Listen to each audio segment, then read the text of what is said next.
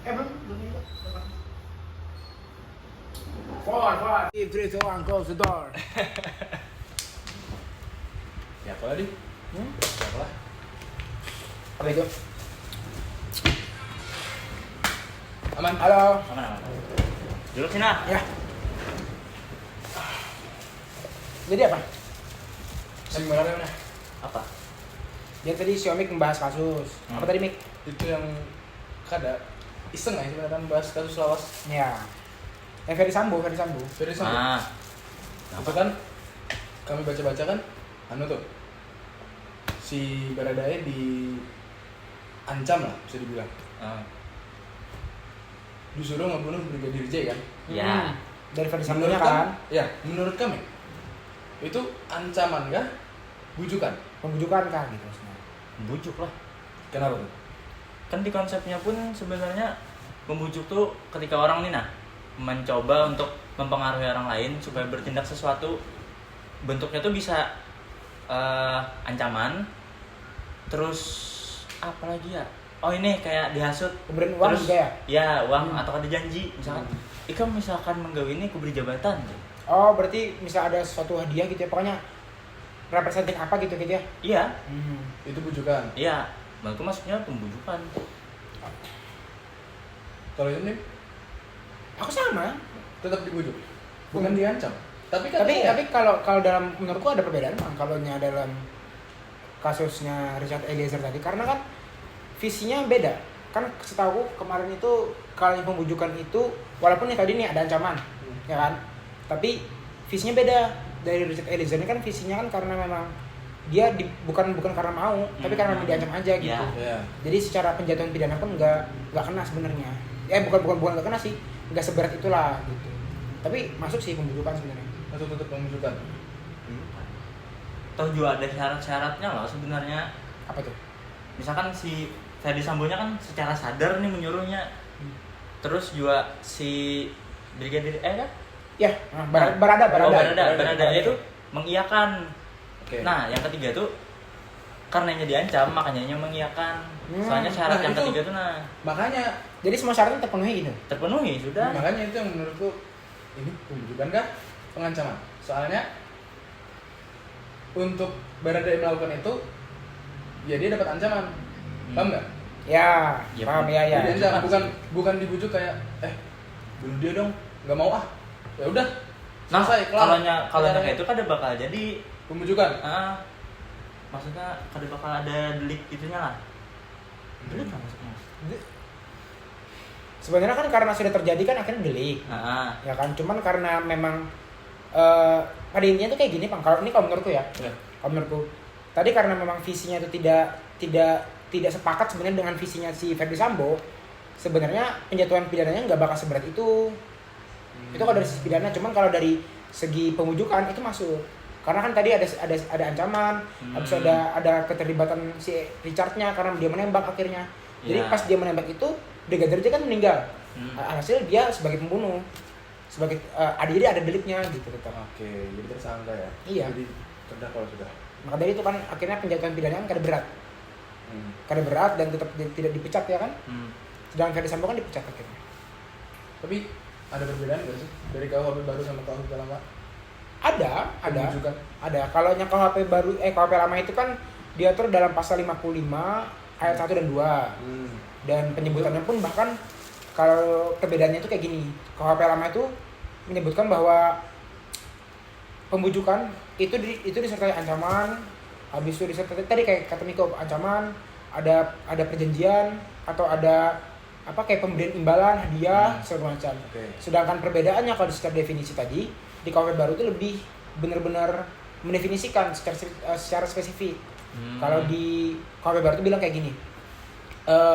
Semua perbuatan yang diawali dari ajakan untuk menggerakkan orang gitu ya, dan memang berbuah sebuah delik itu dianggap sebagai pembujukan.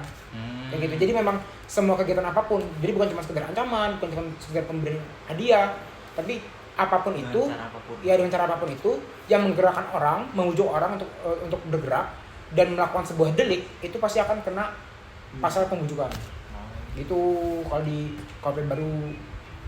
Beda ya? Beda. Beda lah. Kalau di KUHP baru kan di pasal 39 dan 40 itu. Itu Gitu. belum ada KUHP makanya belum bukan.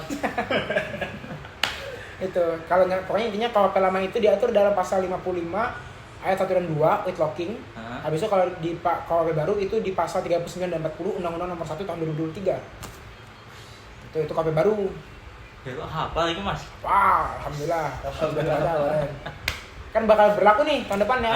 Ya. Jadi kita pun sebagai mahasiswa hukum pun bakal pakai itu nanti ke depannya. Iya. Enggak pakai KUHP lama lagi. Tapi Mi, Aku sudah beli lagi KUHP lama, anjir lah. Aku belum. Tapi Apa? kalau aku kasih contoh, Ikam Miko bujuk Dimas buat ngambil sendal. Sama kejadian yang Verdi Sambo ngebujuk, katakan kan ngebujuk tadi. Ya. Ngebujuk Baradae buat ngebunuh. Itu kan jelas jauh beda nih. Ya. Ini apa siapa sih? Pin siapa sih? 36. Ah ya. 36. Itu kan jauh beda tuh. Ya. Tetap kalau aku kayaknya tetap pengancaman. Kalau aku pribadi, karena mikirnya emang disuruh dan kalau nggak dilakukan dapat apa ya, dapat sanksi lah. Tapi aku ini aja sih dari patokan yang syaratnya tuh si yang dibujuk mengiyakan dan melakukan, lawan juga yang syarat ketiga dengan cara apapun. Dengan cara apapunnya ya. Hendak ikam membujuknya caranya karena ikam kubari duit, karena ikam kubari jabatan. Ya, tuh. Atau ada ikam punya kadang ambil sendal tuh, sendal kan yang kau ambil.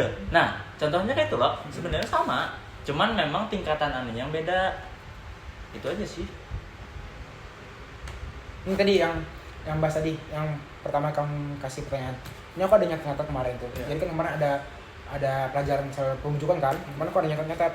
Pokoknya intinya perbedaan utama dari KUHP lama dan KUHP baru itu lebih kepada bentuk dan akibat. Jadi kalau KUHP lama itu berfokus kepada bagaimana definisi dari bentuk-bentuk perbuatannya. Sedangkan kalau KUHP baru itu seperti akibat dari bujukannya. Jadi kalau akibat dari bujukannya itu menyebabkan sebuah delik, itu dapat didefinisikan sebagai pembujukan. Oh, berarti kita mesti berpatok di bagaimana caranya, tapi hasilnya. Nah, sedangkan di KUHP lama kan bentuk-bentuknya. Ancaman, penyesatan, segala macam, itu kan kayak gitu. Itu perbedaan utamanya tuh. Habis itu ada juga katanya itu dari segi pemidanaannya. Kalau dari sebenarnya penjatuhan sanksi sih. Kalau di KUHP lama, hakim itu tidak punya ruang yang cukup untuk bergerak. Maksudnya berekspresi gitu. Karena dalam KUHP lama itu hakim itu bersifat Hakim itu bersifat ini nih, ada nih catatannya. Bersifat retributif. Jadi hukuman itu dijatuhkan tanpa mempertimbangkan peran dari tiap-tiap individunya. Jadi jadi mau statusnya berbeda nih, contoh kayak pelaku utama dan pembujuk. Ya. Jadi tetap dipandang sama. Alhasil hukuman yang diberikan sama beratnya. Oh gitu. Sedangkan kalau dalam KUHP baru itu sifatnya proporsional dan restoratif. Jadi artinya hakim itu benar-benar mempunyai kekuasaan lebih, mempunyai ruang yang lebih untuk menentukan kepada apakah si tersangka ini akan diberikan hukuman yang lebih ringan atau lebih besar gitu, tergantung dengan kontribusinya dalam delik itu gitu jadinya perbedaannya.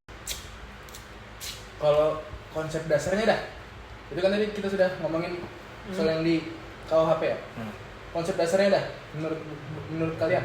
Iya, itu yang seseorang yang menghasut orang lain untuk berbuat sesuatu tindak pidana. Konsep dasarnya gitu. Sama aja. Karena memang itu kan sesuai sama KUHP lama. Biar kan tetap masuk pembujukan ya. Sama. Dengan cara apapun kan.